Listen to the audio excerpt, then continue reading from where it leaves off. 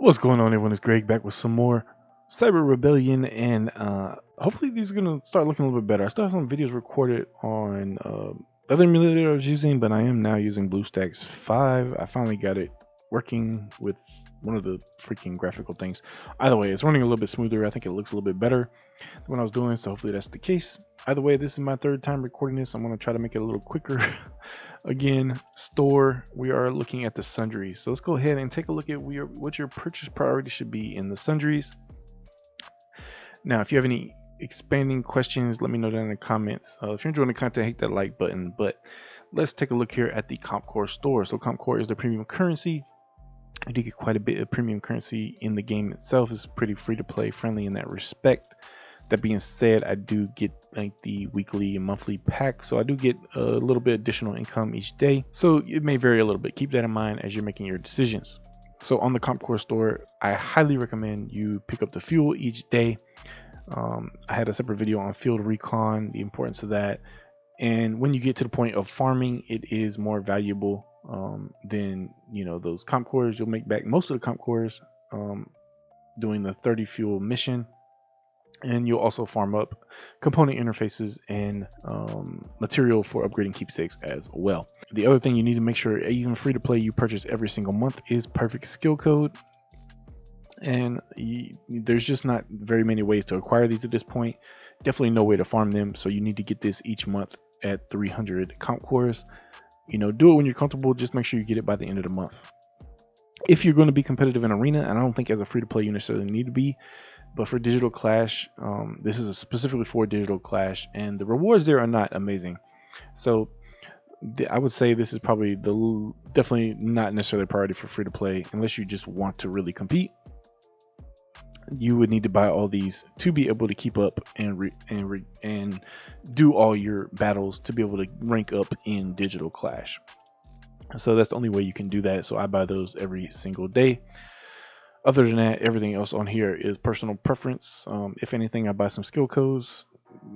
This is the normal price for Tesseract. You can just do it. If you're doing like 10 pulls, you need one or two more, just do it from that screen, because if you have the keepsake that gives you one a day for 160, it will use it if you do it from that screen. Otherwise, here I don't think it shows the 160 if you haven't I haven't purchased one yet, so it should be 160. It only happens on the actual banner screen. Then the Merc Store. This is Ghost Tide, one of the best modes in the game in terms of resources. It's one of the more boring modes, but hey, sometimes you need that. You need that give you some kind of feeling you're beating something, but you're also getting a lot of rewards. Not everything has to be hard, which is cool. So here, with the daily task, and once you're in the second week, you can get up to 12,740 currency a week. Now your first week, you buy what you need. Get some anima chips, get some component interfaces. By the second week, you should really start thinking about farming up mod component B. This is really the only way to get mod component B, except through like some other pay to win type stuff. This is your only free way that I know of to get mod component B. And while you may not focus on one of the heroes that needs a memory, you do need mod component B for the heroes with memories. While you may not focus them, you at some point you will want them. So you will eventually, work it into your plan somehow to get the memories, and eventually fuse those heroes, because you want to expand out your roster, get those additional stars, which everything will get you additional stats in this game. Filling out the database is key. Will give you a lot of stats even if you don't use the hero, so keep that in mind. Maybe you can work on that more toward once you get your primary team at a good spot. Otherwise, if you need some mod component A's, I feel like the game is fairly generous in the other areas. That being said, I'm not hard focused on an SS hero right now to fuse up, so I'm not necessarily investing in these, and actually at this point I need more component interfaces. So it's the balance there. Buy what you need during the week. You can definitely get a lot of component interfaces here. It's great for that. But if you were to focus these each week, you would have 6,740 left. So use that as you see fit. If you have additional questions on this, let me know in the comments, or join the official Discord, ask in there. There's plenty of people who have some good information.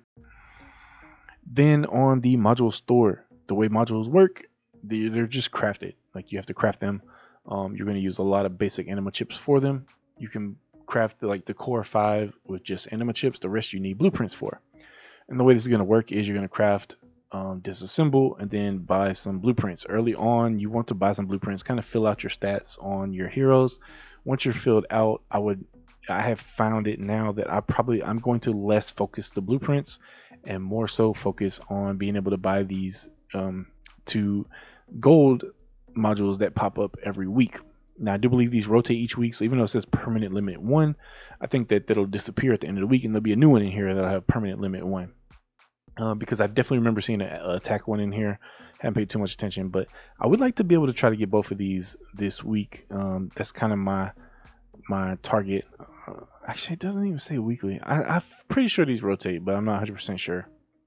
But I'm gonna go for these now and see if I can get them. I really kind of want this one first, is why I haven't spent my 900 yet. But to do that, you need a lot of anima chips. You need to craft a lot of modules, and then get rid of the ones you don't need.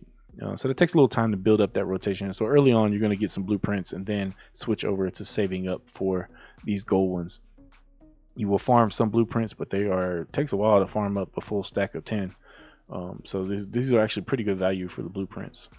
But it is RNG. You're kind of gambling if you can get a good one or not. Merc Store. This is pretty straightforward. Now, the amount you can get a week is just going to vary based on RNG, because you get these at the you can get bonus currency here at the end of the Merc Frenzy, based on the randomness of the reward. But ideally, you first and foremost want to buy up all of the boost packs, because it's going to help you boost your implants. Then you want to buy the gold selection, because one, this is going to help you get your first few gold implants. But from there, which actually, let me see here, if that's the top and the top left, this is top and top left. Yeah, so it's only the first 2 slots, so you won't need to use very many of these. But then once you have them, then you're going to break them down you're going to dismantle them for the start materials to use on other ones. So pretty straightforward there. I haven't really needed to buy much upgrade material. You get capped out pretty easily. I do like to buy the extra attempts and stuff on the Merc Store, on the Merc Frenzy and on the Dimensional Assault, so that I don't know if that helps me on the implants a little bit, but you might need to buy a little bit of upgrade material. Then the arena. There's 2 different arenas. There's Digital Clash, and then the arena where you have the three things. And so let me see if I can pull it up and get back here easily. The Underground Arena. So the red currency is for Underground Arena, the other currency for Digital Clash. Like I said, this is why it's not a huge deal. For Digital Clash, you get 2 Tesseract a week here, and you can get these Omni Shards. They're good, but they're not going to be your main source. It's kind of like if you need a few extra. But the memory at some point you'll want to get as well. Not a huge priority. Me personally, to me, skill codes are harder to level up than anything else right now. Hopefully they fix that. There's no easy way to farm material for that. You could farm the other skill codes, but the XP material is the best. So I do get that from here too.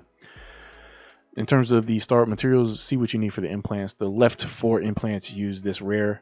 The right 2 implants are called your central implants. They use the valuable. So of course the valuable is a little bit more. The rare is a little bit less. Just see what you need at the time. Don't worry about the memory alloy. You get enough of that through special training. Ignore that. Friendship, pretty straightforward here. Make sure you have friends that are active. Make sure you're getting your 7,000 points a week. From there, get your Tesseract, get your energy, and then use it on whatever you need. The reset really isn't necessary unless you leveled up someone.